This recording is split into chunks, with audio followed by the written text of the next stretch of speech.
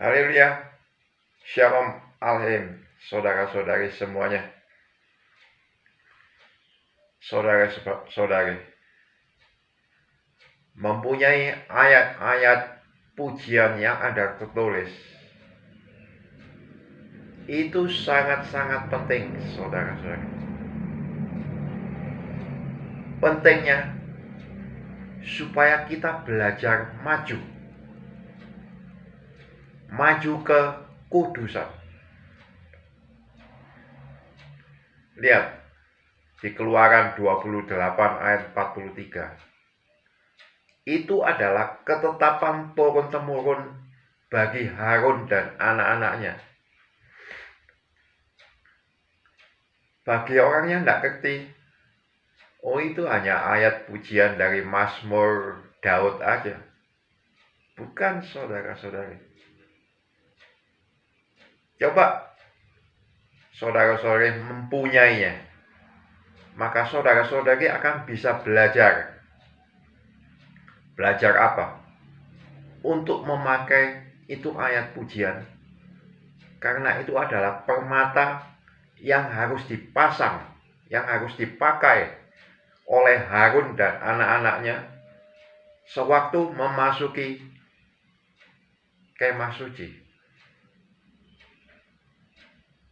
Jadi, kalau kita menggunakannya, maka kita akan mulai belajar. Saya ambil contoh ya. Mazmur pasal 8 ayat 1. Ya Tuhan, Tuhan kami, betapa mulia namamu di seluruh bumi. Keagunganmu yang mengatasi langit dinyanyikan. Itu kita gunakan sebagai doa, pembukaan doa.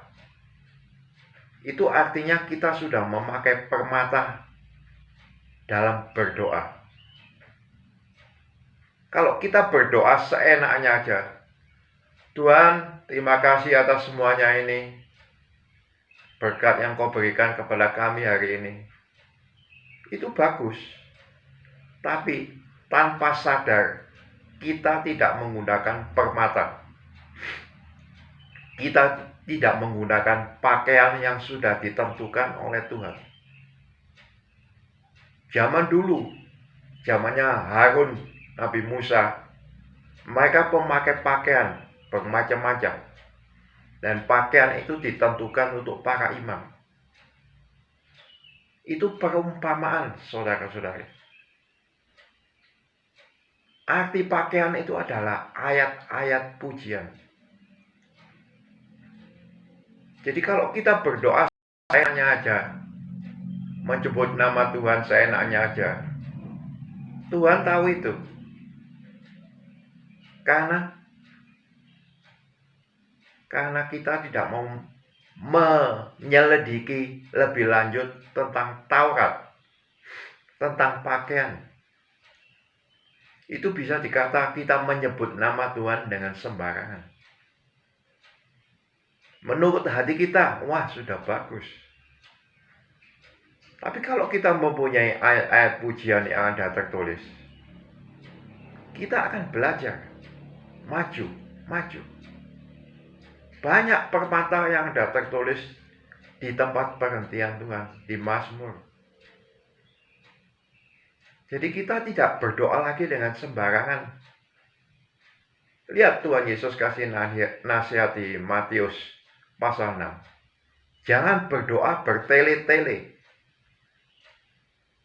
Jadi kita kalau tidak menggunakan permata, ayat-ayat pujian, itu katanya, itu bisa berarti kita berdoa bertele-tele.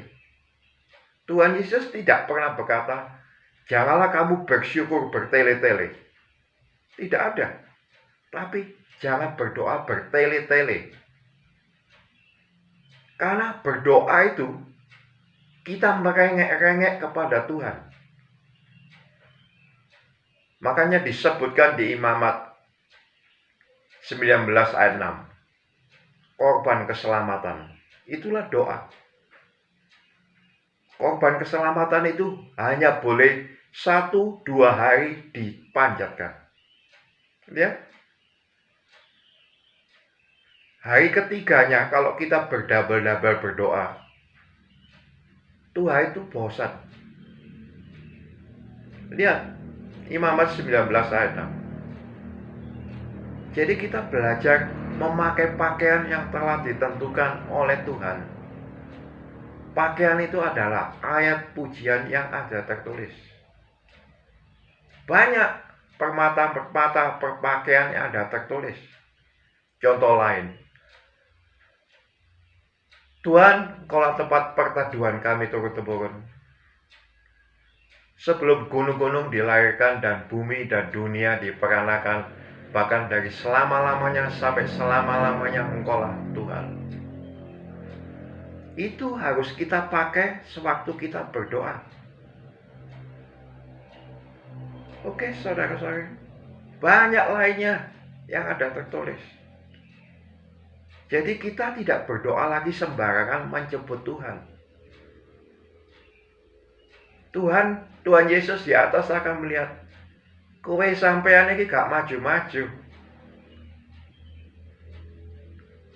Bagaimana saudara-saudara? Maju, belajar. Belajar akan berdoa itu bagaimana? Berdoa tanpa ada ayat yang kita panjatkan, itu namanya bertele-tele. Oke, saudara-saudara. Semangat mempunyainya. Happy Sunday. Tuhan Yesus memberkati kita semuanya. Immanuel.